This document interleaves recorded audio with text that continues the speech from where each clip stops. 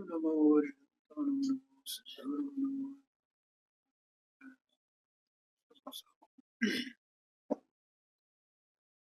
नमस्मै साराय समूचर्चकस्ते स्वभावाय भावाय सर्वभावान्तरच्चरे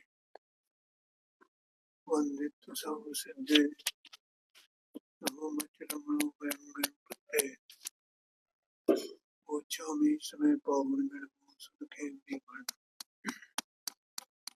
परपरणति हेतो मोहनां नोऽनुभाव दविरतमभाव्यव्याप्तिकर्मास्ताय मम परमविशुद्धेशब्दचिह्नमात्रमूर्ते भवतु समे सारव्याख्यैव।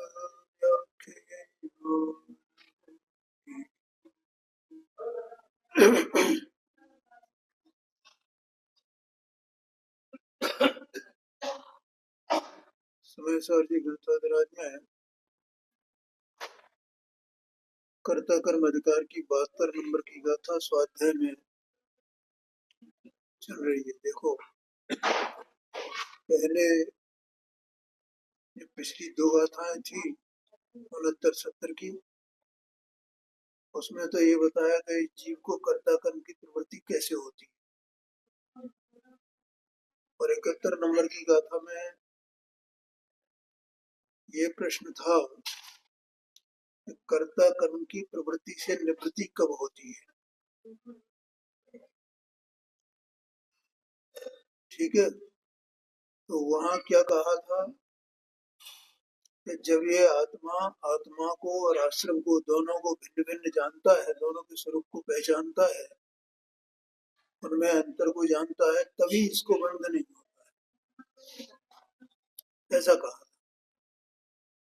बंध कब नहीं होता है माने कर्ता कर्म की प्रवृत्ति कब नहीं होती है। तो कर्ता कर्म की प्रवृत्ति माने बंध, कर्ता कर्म की प्रवृत्ति जीव ने की और बंध कर्म का हुआ, और कर्ता कर्म की प्रवृत्ति बंध, तो बंध भी बंध, दोनों रुक गए। इधर कर्ता कर्म की प्रवृत्ति रुकी, उधर बंद होना रुका, ये कहा। और उसमें ये सिद्ध किया था कि ऐसा ज्ञान होने पर, ऐसा जानने पर, ठीक है, ज्ञान का होना पड़ना। हाँ, नादम होद माने ज्ञान होता है, विशेषांतरम उन दोनों के विशेष का, अंतर का, तो तैया न बंधु से, उसी समय उसे बंध नहीं।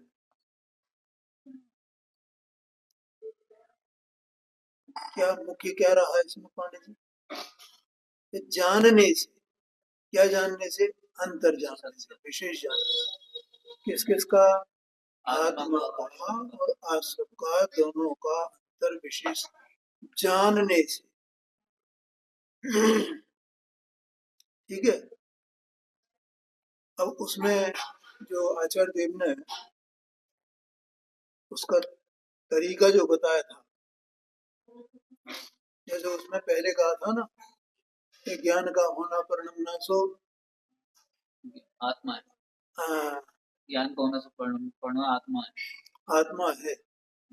ऐसा 71 नंबर की गाथा में कहा, और 72 नंबर की गाथा, वो 69-70 गाथा में क्या कहा था कि जिस प्रकार से ये आत्मा ज्ञान में, ज्ञानी आत्मा ज्ञान में निशंकपने प्रवर्तता है, उसी प्रकार से अज्ञानी भी आश्रम में निशंकपने प्रवर्तता है, ऐसा बताया ना। और यहाँ 71 नंबर की गाथा में क्या कहा कि ज्ञान का होना परिणाम सो आत्मा, क्रोध आदि का होना परिणाम नहीं है, और जो क्रोध आदि का होना परिणाम है सो आत्मा का होना परिणाम, ज्ञान का होना परिणाम, ये बात बताई थी। तो इस प्रकार से अंतर जान कर, ऐसा अंतर जाने कैसा अंतर जाने कि ज्ञान का होना परिणमना सुक्रोधादिक नहीं है, सुक्रोधादिक का होना परिणमना नहीं है, और क्रोधादिक का होना परिणमना है, सो ज्ञान का भी होना परिणमना नहीं है। ऐसे जाने, इसका मतलब ये हुआ कि वो ज्ञान के होने परिणमने को जाने उसका लक्ष्य करके है, और आश्रव के होने परिणमने को भी जाने उसका क्या स्वरूप है। दोनों के परिणमन को, दोनों के होने को जब तक नहीं जानेगा तब तक अंतर कैसे भाषित होगा, नहीं आएगा। में ये बताया। तो अब यहाँ ये प्रश्न आ गया कि बस ऐसा जान लेने भर से बंद निरोध हो जाएगा क्या, ज्ञान मात्र से या बंद का निरोध हो जाएगा, ऐसा प्रश्न किया है। तो उसका उत्तर क्या दिया था कल? देखो, जो आश्रम है उनके स्वभाव को बताया गाथा में। आश्रम कैसे हैं? अशुचि हैं, मलिन हैं और विपरीत भाव वाले हैं। तीन बातें कही। आश्रम कैसे हैं? मलिन है, विपरीत भाव वाले हैं, दुख रूप और दुख रूप है। विपरीत भाव वाले हैं और दुख रूप है, ऐसा कहा। ठीक है, ऐसा जानकर आत्मा उससे उनसे निवृत्ति करता है। ठीक है, ये बात कही है। अब इसकी टीका चलती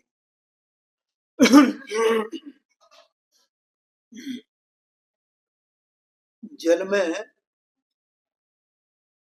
सेवाल है, 158 पेज पर टीका चल रही है। जल में सेवाल है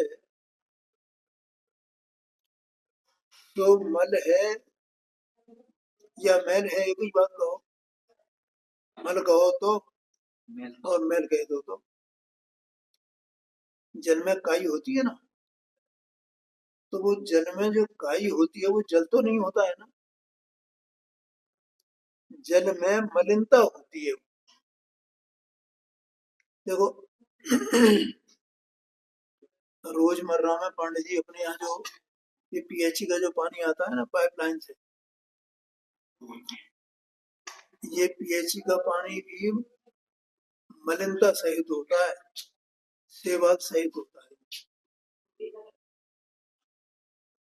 चाहे कितना भी वो कुछ भी कर ले, क्लोरीन क्लोरीन क्या क्या डालते हैं, वो सब करते हैं ना, फिल्टर करते हैं, तो भी उसमें रहता है। कैसे मालूम पड़ता पता है? आप उसमें फिटकरी घुमा के रखो पांडे जी, 15-20 मिनट बाद देखो उसको, तो ऊपर या नीचे उसकी एक लेयर बैठ जाएगी नियम से, निश्चित रूप से, चाहे कितना ही 5 साफ पानी दे दे, वो पानी में मलिनता हुई ना। अच्छा, अब वो मलिनता जो है वो पानी नहीं है ना, इसलिए अपन क्या करते हैं, वो जो सेवाल रहती है उसको अछिया करके निकाल देते हैं और पानी को बचा लेते हैं, पानी का उपयोग करते हैं।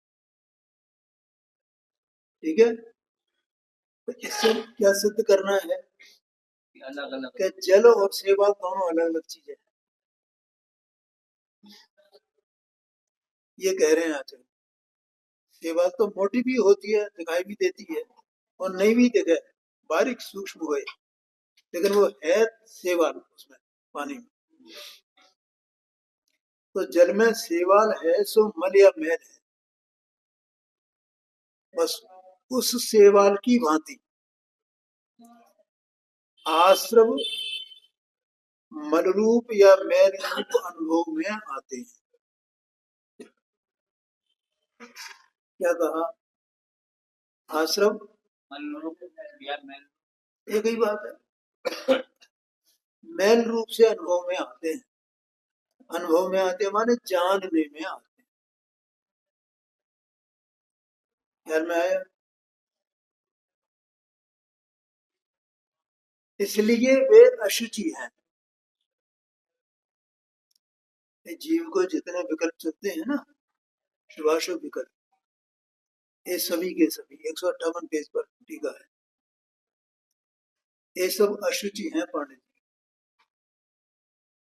जैसे मैंने अभी बताया ना, पानी का उदाहरण देकर के, कि पाइप से पानी आता है, वो कितना भी साफ करके भेजा है तो भी उसमें सेवाल का अंश रहता है। ऐसे जीव की कसाई की मंदता कितनी भी हो पांडे जी, है, जो भी विकल्प है, चाहे ज्ञानी को हो चाहे अज्ञानी को हो, जितना भी विकल्प है वो सब आश्रम रूप है, मलिन रूप है। हमारे क्रोधाधिक तो ये मोटी सेवाल है? और मुनिराज की पंचम स्थान भर्ती की, इनके जो शुभ भाव है वो बारीक सेवाल है। हाँ जी, हाँ जी, जो भी हुए तो मलिन है, मैल है।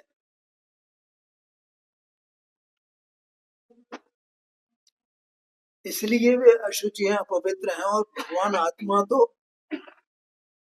भगवान आत्मा कैसा है? पवित्र है, मल से रहित है। देखो क्या है, ये अनुभव में किसको आते हैं? ज्ञानी की बात चल रही है। ज्ञान मात्र से बंध का निरोध सिद्ध होता है ना, तो ज्ञानी को बंध है कि नहीं है, ज्ञान होएगा तभी तो वो सेवाल को सेवाल पर नहीं जानेगा। जिसने पानी को जाना हो, स्वच्छ पानी एकदम पूरा 100% शुद्ध, तो कोई जानेगा ना सेवाल क्या चीज है।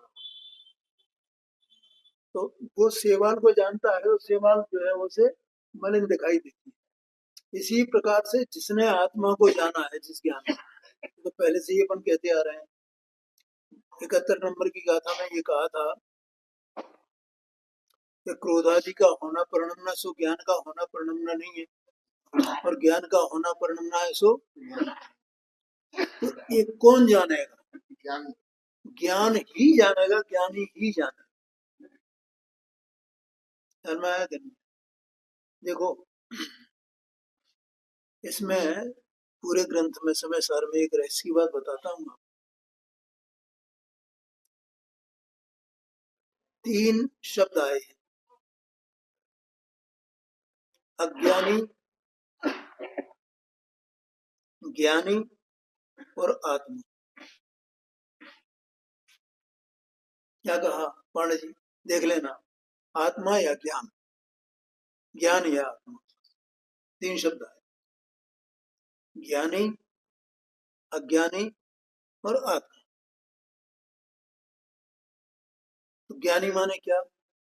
जो ज्ञानी है माने सम्यक सम्यक ज्ञान संपन्न जो आत्मा है, चैतन्य वस्तु सम्यक ज्ञान संपन्न है, वो आत्मा ज्ञानी है। और जो सम्यक ज्ञान संपन्न आत्मा नहीं है तो वो अज्ञानी। और आत्मा ज्ञान स्वभाव है, पवित्र वस्तु है, वो आत्मा के बारे में ये बात आज, पवित्र आत्मा के बारे में 3 शब्द पूरे में देखना। और आगे 73 नंबर की गाथा में मैं इसको सिद्ध करूंगा। इसमें आया ना, ज्ञानी ऐसा विचार करता है। ज्ञानी माने सामान्य आत्मा ऐसा विचार करता है, ज्ञानी आत्मा ऐसा विचार करता है, ऐसा नहीं है। ज्ञानी विचार करता है, यह विषय है। और ये बात जयचंद जी साहब ने भी उसकी टीका में कही, वो भावार्थ में कही है। ज्ञानी माने वो, वहां ज्ञानी आत्मा, ज्ञानी नहीं, सामान्य जीव नहीं। आया कि नहीं आया? अभी जब भाई जी का व्याख्यान चला था तो भाई जी ने बोला था, ज्ञानी माने आत्मा, कोई भी आत्मा, ऐसा नहीं है। और मैंने पहले ही दिन ये बात बताई भी थी अपने संक्षिप्तीकरण में कि ज्ञानी माने सामान्य आत्मा नहीं है, सामान्य जीव नहीं है भैया। ये यहाँ पर ज्ञानी माने ज्ञानी है जो सम्यक ज्ञान संपन्न है। क्या कहा, ऐसा समझना। तो देखो यहाँ कहते हैं कि भगवान आत्मा तो सदा ही अति निर्मल चैतन्य मात्र स्वभाव रूप से क्या है। भगवान आत्मा क्या है? आत्मा अंदर में चैतन्य वस्तु है ना। वो जो चैतन्य वस्तु है तो पवित्र है, ज्ञायक वस्तु है। देखो लोक में अपन सभी ये बातें जानते हैं पंडित। जल की पवित्रता क्या है और दूसरी चीजों की पवित्रता भी अपन सब जानते हैं। कोई उसमें सोने की पवित्रता क्या है, सोना कैसा होता है, 100% सोना कैसा होता है, सब ये जानते हैं। माने मलिन अवस्था में भी सोना कैसा शुद्ध है ऐसा अपन जानते हैं कि नहीं जानते? लोग में सब जानते हैं, लेकिन इसमें कठिनाई लगती है। अरे जो लोक में सोना मानो जो खान में पड़ा हुआ है ना, पत्थर मिला हुआ है उसमें, पत्थर के रूप में निकलता है, तो वो उसमें सोना जो है वो कितने % शुद्ध निकलेगा? जो उसमें सोने के कण इधर उधर फंसे होंगे, अन्य धातुएं भी उसमें शामिल हो कोई तो अभी सोना कितने प्रतिशत होगा भैया? 100% शुद्ध होगा। क्योंकि अगर 100% शुद्धता की गारंटी नहीं हो तो उसे शुद्ध कौन करेगा? ऐसे यहाँ ये भले ही अज्ञानी जीव है पर्याय इच्छा से, लेकिन अंदर में जो आत्मा है वो तो 100% शुद्ध ही है ना, पवित्र ही है ना, या नहीं है? तो उसमें कुछ मिल गया है? ज्ञान को प्रत्याख्यान कहा गया। हाँ जी, हाँ जी, ज्ञान प्रत्याख्यान। हाँ जी। देखो इसमें आचार्य देव ने पांडित जी पहले ही लाइन लिखी थी 71 नंबर की गाथा की टीका में, पहली लाइन टीका में, वस्तु तो अपने स्वभाव मात्र है, कही थी ना। तो वस्तु का जो उस पर अपन ने नमक का उदाहरण, अग्नि का उदाहरण, एक तमाम उदाहरण लिए थे ना, तो वो मैंने वो वस्तु का जो स्वभाव मात्र वही तो वस्तु है, और जो स्वभाव है उसमें किसी चीज की किसी अन्य स्वभाव की मिलने की कोई गुंजाइश है क्या? बिल्कुल नहीं।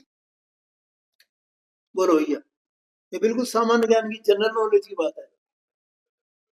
क्यों? किसी का जो स्वभाव है उस स्वभाव में किसी दूसरी चीज की मिलने की कोई गुंजाइश है क्या कि इसके स्वभाव में इसका कुछ स्वभाव और मिल जाए?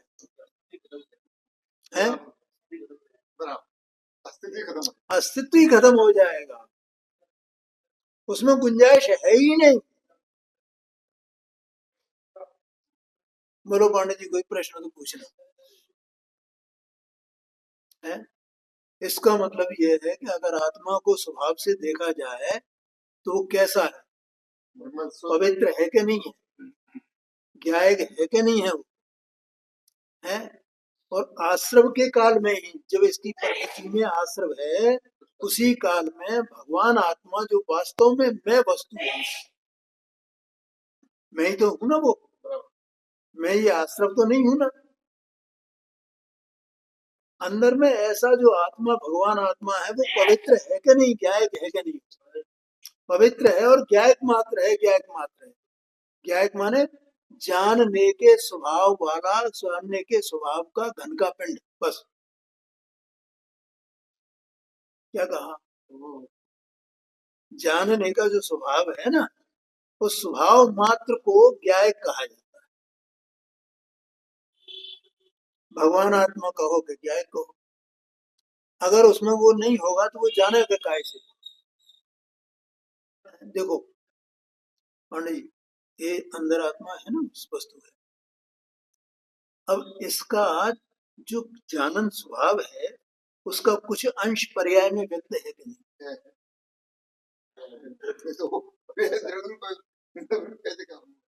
ठीक है पांडे जी। अच्छा, अब जरा ये देखना, सूक्ष्म बात है थोड़ी सी, सावधानी से समझना कि जो पर्याय में ज्ञान का अंश प्रकट है,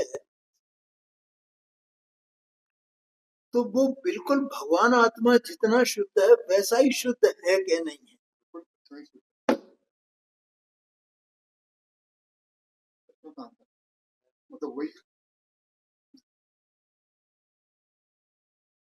मतलब वही है।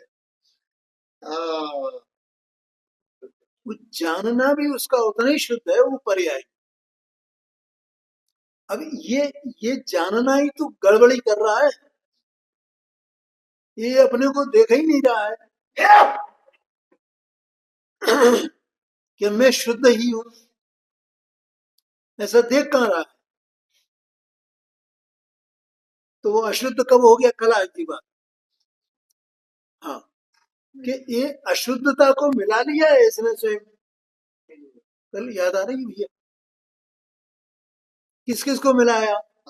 राग देह को मिलाया, स्त्री पुत्रादिक को मिलाया है, प्रतिष्ठा को मिलाया, और बताएं पंडित जी और क्या मिलाया? मुझे इन शास्त्रों का इतना ज्ञान है, इस पंडिताई को मिलाया।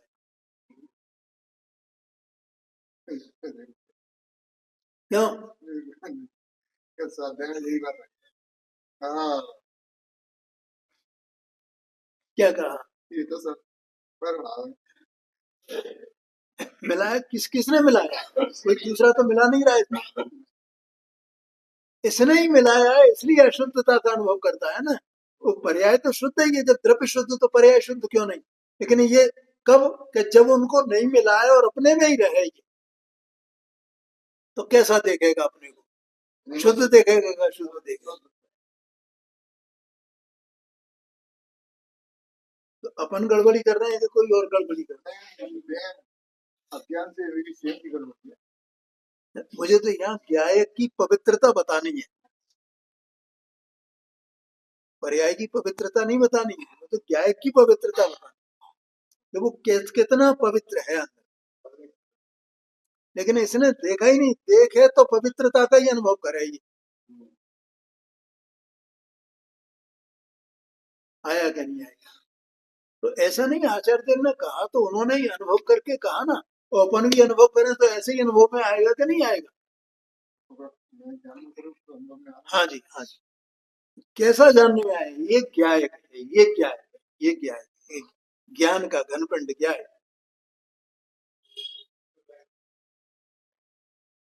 बोलो भैया नवीन भाई को समझना, शांति से समझना।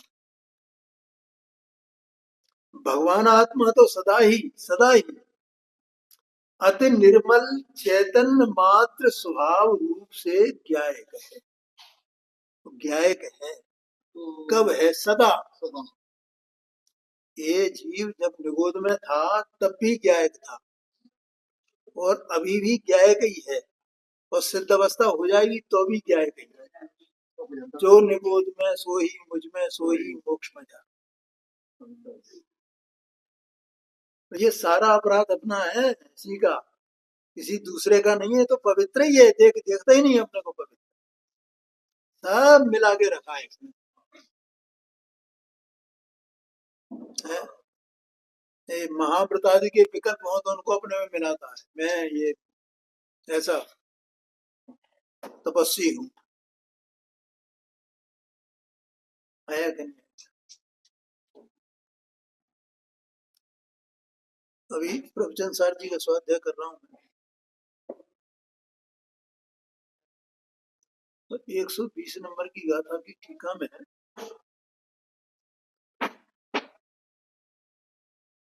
अमृत चंद्राचार्य स्वामी ने ऐसा कहा कि ये जो मनुष्य आदि पर्याय है ना जीव की, एक ज्ञायक भगवान आत्मा अंदर है ना, इसकी ये मनुष्य आदि पर्याय, और ये निरंतर कैसी हैं? ये अस्थाई हैं, अनवस्थित हैं। बदल जाती है ना।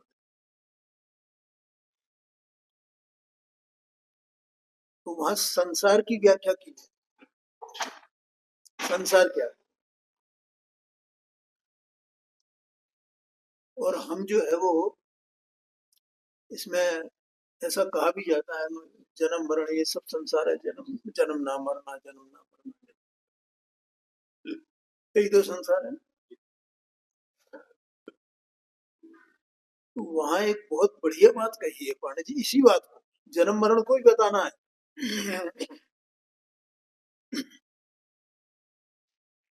कि पूर्वोत्तर दशा का त्याग ग्रहणात्मक रूप। बहुत बढ़िया। पूर्वोत्तर दशा का त्याग ग्रहणात्मक उसको छोड़ता है, उसको ध्यान में, उसको छोड़ता है, उसको ध्यान में, है। उसको ये त्याग ग्रहणात्मक जो भाव है, जो दशा है, उसका नाम संसार है। उसको जन्म मरण को क्यों लिखा? कुछ बुद्धिस्ट भी व्याख्यान में इन्होंने अच्छा, अरे वाह, मैं इतनी मोबाइल में हाँ जी हाँ जी, अच्छा अच्छा। देखो, अब मैं पूछता हूँ, ये जीव देह को छोड़ता है कि देह जीव को छोड़ देती है? इतनी बढ़िया कर रहे हैं। जन्म मरण को तो ये कहा पूर्वोत्तर दशा, उसका त्याग ग्रहणात्मक भाव या दशा रूप, वो संसार है। इसका मतलब त्यागना, पूर्व दशा का त्याग करना और उत्तर माने बाद की दशा को ग्रहण कर लेना। तो जो त्याग दिया, जिसका त्याग हुआ, उसका नाम मरण, बराबर। और जिसको ग्रहण किया उसका नाम जन्म। नहीं आया पानी समझ? या इस जीव ने पूर्व पर्याय जो त्रियंच की नारकी की जो पर्याय थी उसका त्याग किया और ये मनुष्य पर्याय का ग्रहण किया। अब इसका त्याग करेगा और फिर अगली पर्याय जो भी हो, नारकी की हो, त्रियंच की हो, देव की हो, उसको ग्रहण करेगा। तो पूर्वोत्तर दशा का त्याग ग्रहणात्मक, पूर्व के साथ में त्याग और उत्तर के साथ में ग्रहण। ग्रहण त्यागात्मक नहीं है, त्याग ग्रहणात्मक शब्द है वहां। त्याग ग्रहण, पहले त्याग हुआ फिर ग्रहण। मैंने वो होता एक ही काल में, त्याग हुआ उधर ग्रहण हुआ। इसका नाम संसार। क्या कहा? तो मेरा प्रश्न ये है कि एक आत्मा शरीर को छोड़ता है कि शरीर आत्मा को छोड़ देता है? आत्मा तो अपने में रहता है, वो कैसे छूटेगा, कैसे रहेगा? देखो, आत्मा अपने उपादान से छोड़ता है और शरीर अपने उपादान से छूटता है, और दोनों का ऐसा निमित्त निमित्त भाव है। कोई किसी को नहीं छोड़ता है, वो अपने को छुड़ा लेता है अपने उपादान से, ये अपने को छुड़ा लेता है अपने उपादान से। दोनों का निमित्त निमित्त भाव अंदर तेरे पे मौजूद है ना, शाश्वत स्वरूप वस्तु का। वो शाश्वत वस्तु है, वो ही परिणमन कर रही है ना, कर रही है ना। अब कोई जीव सोचता है कि मैं मेरी मृत्यु कैसे होगी, ऐसे होए ऐसे होए ऐसे होए, कैसे होगी भैया? ये तो सब तेरे विकल्प हैं, इनसे क्या है? वो अंदर सत्स्वरूप वस्तु है ना, वो अपनी योग्यता से तो वहां दृष्टि करनी चाहिए ना। तू क्यों विकल्प करता है कि मेरी देह ऐसे छूटे ऐसे छूटे ऐसे छूटे ऐसे? वो उसको स्वीकार क्यों नहीं करता, उसकी सत्ता को स्वीकार क्यों नहीं करता?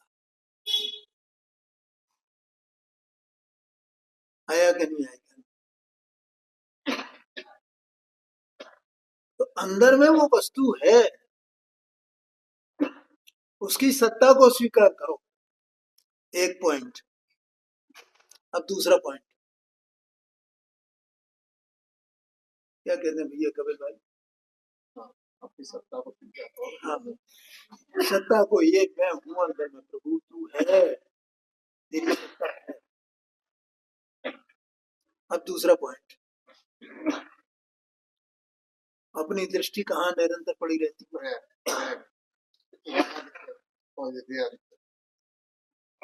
पर्याय पे पड़ी रहती, पर्याय पे पड़ी रहती। तब ये पर्याय किसकी है? किसकी है पर्याय?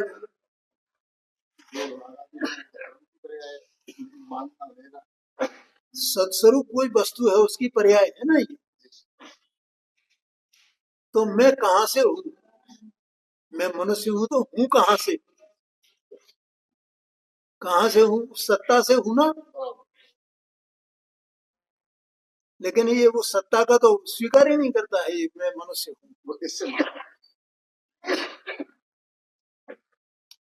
इनसे पर्याय और पर्याय में जो परिणति चल रही है, परिणाम चल रहे हैं अनेक प्रकार के, उनसे तो इनमें पकड़े बैठा हुआ है, यही मैं हूं, यही मैं हूं।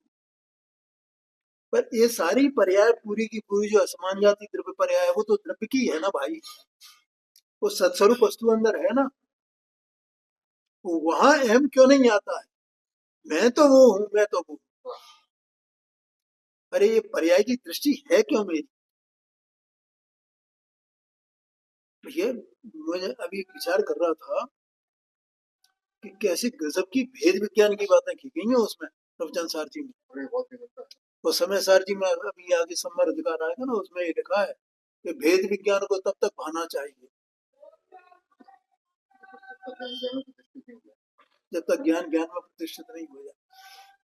और उसमें सब भेद विज्ञान की बात मुझे इतनी अच्छी लगती है पांडे जी, ऐसा लगता है एक एक बात वो मैंने कितनी बार नहीं पढ़ा है, वो 120 नंबर की गाथा जो उतना हिस्सा। मेरे को तो ये जो आपकी गाथा चल रही है ना, इसको 4 बार मैंने, ये ऐसी गाथा है कि सम्यक दर्शन प्राप्त करा दे। हाँ जी हाँ, और तो एक एक गाथा था, बिल्कुल मैंने इसको बना बिल्कुल। तो समझ में आया भैया, अंदर में कहा तुम यहाँ कहाँ पड़े हो भैया? अमृत चंद्राचार्य साहब ने कहा एक कलश में, ये तो अपद है, ये तो अपद है, ये तेरा पद नहीं है भाई। तू कहाँ पड़ा हुआ है? कैसे समझाएं आचार्य? ये अपद है, तेरा पद नहीं है। अपन पदासीन होते हैं ना, पद पे आसीन होते हैं। अरे तेरा पद तो यहाँ ये क्या एक भाव अंदर में है, वो है, उसको बताते हैं। तब एक बार जो है ना, चला जाता, कितना बड़ा काम हो गया। अरे कितना बड़ा काम हो गया। फिर उसको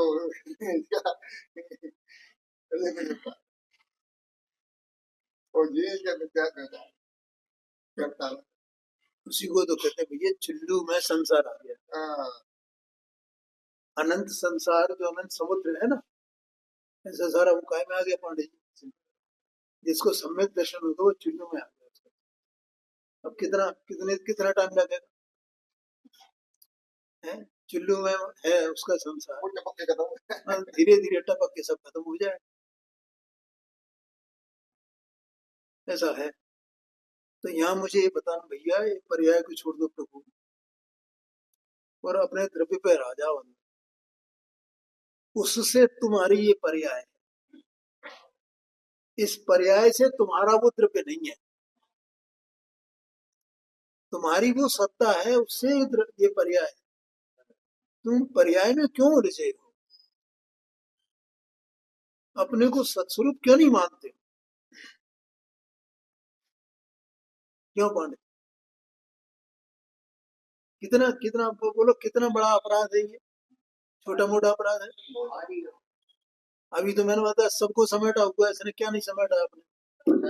ये बाहर में चाहे कितना भी बड़ा पंडित बन जाए, चाहे कितना बड़ा वो 11 अंक का पाठी बन जाए, या अथवा संयमी बन जाए, ये कुछ भी सब है, लेकिन अगर इसने वहां से अपने में अपनापन नहीं छोड़ा है उसमें, तो निगोद का जीव और उसमें जीव में क्या अंतर है? पाणी की परिणति में क्या अंतर है? मुझे बताओ, क्या अंतर क्या हुआ?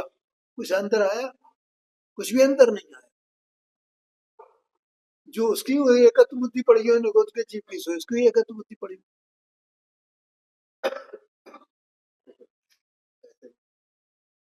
आया कि नहीं आया? इसी में कोई बुद्धि सी ने प्रबंध सार में कल मैंने उनका व्याख्यान सुना, ये बात बता, ये बात क्या क्या क्या अंतर क्या है?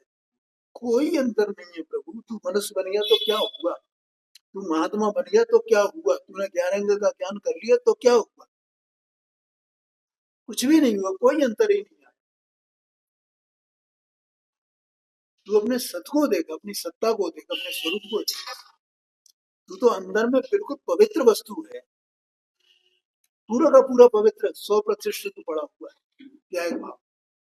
हाँ, ये कह रहे हैं, ये बाकी जो ज्ञायक भाव है उसके अलावा अगर बाहर की ओर देखेगा, देखो मैंने ये बात कई बार कही है कि इसने अपने स्वरूप से पतित हुआ और राग उत्पन्न हुआ। अलग अलग काल नहीं है उसका, पतित होने का और राग उत्पन्न होने का काल एक है, पतित होने का और आश्रम उत्पन्न होने का काल एक है। और वो आश्रम इसका स्वरूप नहीं, वो आश्रम मलिन है, ऐसा कहते हैं।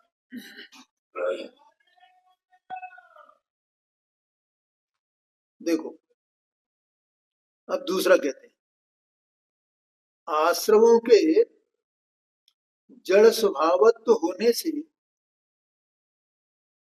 वे दूसरे के द्वारा, माने आत्मा के द्वारा, जीव के द्वारा जानने योग्य हैं।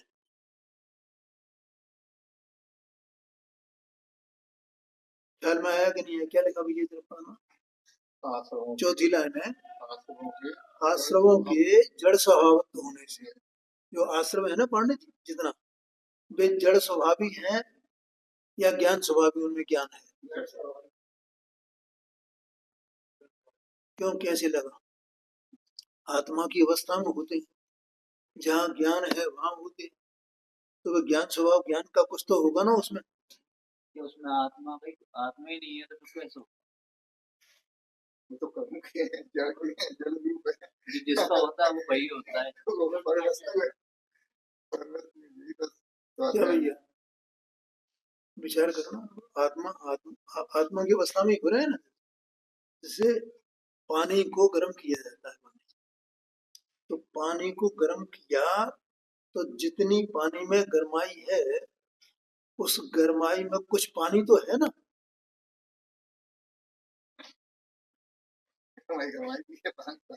पानी का स्वभाव है कि नहीं? पानी का स्वभाव क्या है? शीतलता है। तो पानी शीतलता का पुंज है। अब उस पानी को जो शीतलता का पुंज है उसे गर्म किया गया, अब उसमें गर्माई आ गई, ठीक है, माने अग्नि के निमित्त से उसको गर्म किया गया तो उसमें गर्माई आ गई, वो गर्म हो गया है। तो उसकी जितनी गर्माई है, उस गर्माई में कुछ शीतलता का अंश तो होगा। नहीं नहीं, अग्नि में शीतलता कहाँ से? क्यों भैया?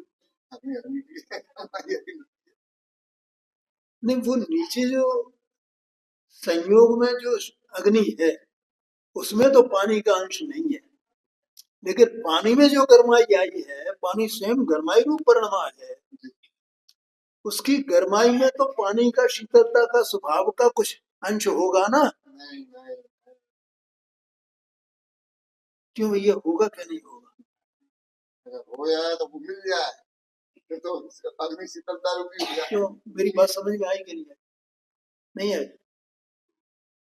पानी में शीतलता का स्वाद नहीं है। हाँ जी, जो गर्माई है, हाँ जी, मतलब शीतलता पानी के स्वभाव को गर्माई में शीतलता बिल्कुल भी नहीं है। जो एक समय जो गर्माई है, हाँ जी, नहीं है उस समय, हाँ, लेकिन बाद में शीतलता जो अग्नि होता है। उस पानी में जितनी गर्माई है उसमें पानी के स्वभाव की जो शीतलता है उसका एक अंश भी नहीं है, उस समय कभी नहीं है। गर्म जो हुआ है वो, तो गर्माई होने पर भी उस गर्माई में पानी का जो स्वभाव शीतलता, वो शीतलता का एक अंश भी उसमें नहीं है।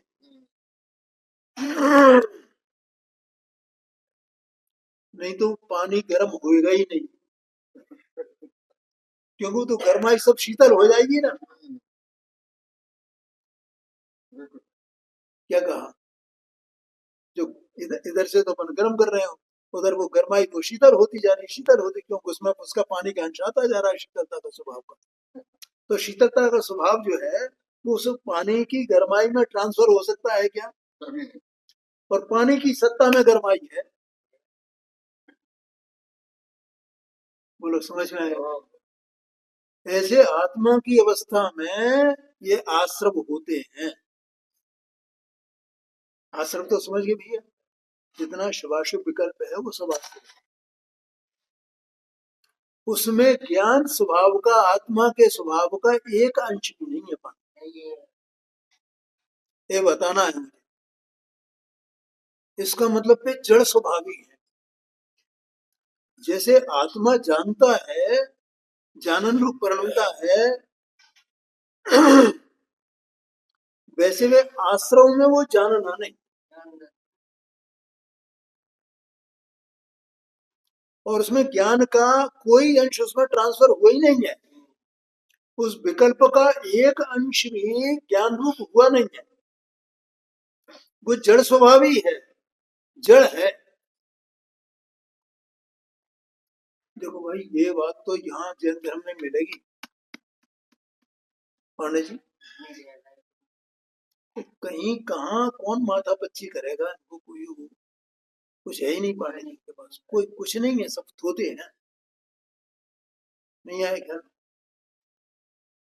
और जो इनको छोड़ दे, इसको छोड़ दे और फिर कहे मैं जैन हूँ, क्यों अरे कैसा जाए पांडे जी, ओहो इनकी उपेक्षा करे, ये बातें बताने वाले जो आचार्य देव हैं, इन्होंने जो ग्रंथ लिखे हैं, ऐसा जो अपने स्वभाव में स्वरूप में जा जा करके है, जंगलों में बैठ बैठ करके अपने उपयोग को जला करके ये ग्रंथ लिखे हैं, इनकी जो उपेक्षा करने वाले हैं, अरे कहाँ खाना तो भी अपने को कहेंगे हम जैन हैं, कोई है जैन? नहीं कुछ खाना जैन की बात को जो स्वीकार करता है वो जैन है, बाकी कोई जैन नहीं। ये समझ लेना, बहुत कठोर बात है, क्या करें। इसमें चार बातें नहीं। हाँ जी, पहले तो वचन वचन सुनने कठिन हो गया, और वचन सुन के तो विचार करना कठिन हो गया, और विचार सुन भी ले तो उतनी इसकी रुचि प्रबल हो, हाँ जी, है ना, तो पकड़ में आए, बिल्कुल और नहीं तो छूट गया। सही बात। इतना दुर्लभ है। तो अपन तो यहाँ सब जो है यहाँ बैठे हैं ना, ये सब ऐसे ही लोग हैं जो विचार करने वाले हैं, सुनने वाले हैं। तो रुचि नहीं होगी, रुचि के बिना सुना कर कैसे, और रुचि होगी तो विचार जरूर करें। अभी मैंने उसमें त्याग ग्रहण का स्वरूप जो बताया, जन्म मरण का, और आपने भी बताया गुरुदेव जी का व्याख्यान उस पर ऐसा। तो ये विचार हो रहा है ना, चिंतन चिंतन चलता है। तो भेद विज्ञान की रसीली बातों में, मतलब कितने दिन से मैं उसको पढ़ रहा हूँ पांडे जी, एक पैरा को बार बार मेरा मन उसको पढ़ने, 111 नंबर की गाथा से लेकर के और 125 नंबर की गाथा तक ये सब पूरा प्रकरण भेद विज्ञान का है, जबरदस्त। मेरे को तो ऐसा लगा कि प्रोफेसर साहब किससे स्वागत है। अरे वो तो मुझे भाव आता है बार बार, इसलिए बीच में भी बताया तो क्या करें, ख्याल में आ गया ना। आश्रमों के, पढ़ो चौथी लाइन, आश्रमों के जड़ स्वभावत्व होने से, मुझे आश्रमों का जड़ स्वभाव बताना था। आश्रमों का जड़ स्वभावत्व होने से वे दूसरे के द्वारा, दूसरा कौन, जो आत्मा है वो तो जानेगा, जब वो कौन जानने वाला। हाँ जी, आश्रम है ना, जहाँ आश्रम है तो वो चेतन की सत्ता में ही है ना, एक समय की पर्याय में है ना। तो दूसरा कौन हुआ, क्या चेतना हुई दूसरा, एक आश्रम और दूसरा चेतना।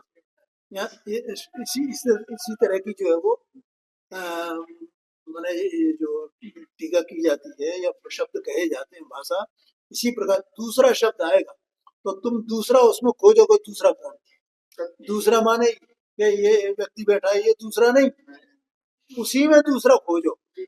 एक तो आश्रव और दूसरा कौन? वहां चेतन ज्ञान। दूसरे के द्वारा माने ज्ञान के द्वारा वे जाने तो जाते हैं, लेकिन वे खुद नहीं जानते हैं जड़ स्वभाव। तो मैंने कल ये साहब ने स्वाध्याय इसका किया, तब ये बात आई थी, तो मैंने कंप्लीट करने यहाँ आया। अच्छा, मैंने इसको यही जाना। हाँ बहुत अच्छी अच्छी बात। दूसरा वहां माने दूसरा माने वो जानने योग्य है, क्योंकि जो जड़ हो वह अपने को तथा पर को नहीं जानता, उसे दूसरा ही जानता है। ख्याल में आया? इस तरह विपरीत स्वभाव वाला और मलिन स्वभाव वाला दो बातें हो गई। अब तीसरी बात चलेगी दुख के कारण। दुख के कारण ये बात कब चलेगी?